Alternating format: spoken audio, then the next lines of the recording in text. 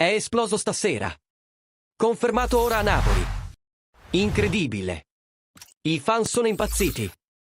Salve tifosi napoletani, questa sera abbiamo una notizia bollente di mercato che lascerà tutti ansiosi per questa possibilità dell'ultimo momento appena emersa. Il Napoli sta lavorando dietro le quinte pronto a sorprendere tutti con questa mossa visionaria, pensando al futuro della squadra.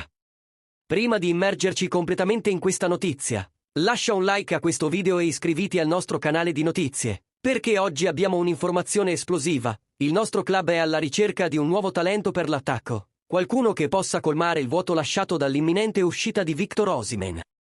E il nome che sta brillando nelle conversazioni è quello del giovane calciatore messicano Santiago Giménez, che si sta distinguendo nel competitivo campionato olandese in questa stagione di incertezza per Osimhen.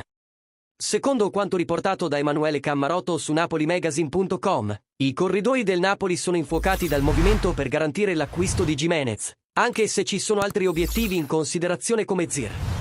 Il profilo del messicano ha suscitato un interesse speciale. I rapporti del nostro scouting azzurro su Giménez sono estremamente positivi e viene visto come un giocatore che evoca lo stile e la grinta di una vera leggenda del calcio, Vieri. Ma la cosa più entusiasmante è che la delegazione del giocatore è totalmente favorevole a un possibile trasferimento al Napoli. Questo ci indica che le trattative si stanno rafforzando e potrebbero giungere a una conclusione positiva nelle prossime settimane.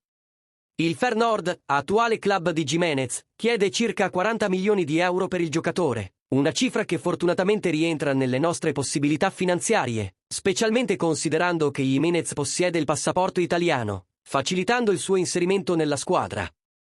E ora tifosi napoletani, cosa ne pensate di questo possibile acquisto? Credete che Santiago Giménez sarebbe il pezzo mancante per rendere il nostro attacco imprendibile nella prossima stagione? Condividete le vostre opinioni nei commenti qui sotto e non dimenticatevi di lasciare un like a questo video e di iscrivervi al canale per non perdere neanche un dettaglio di questa emozionante avventura del Napoli. Forza Napoli sempre!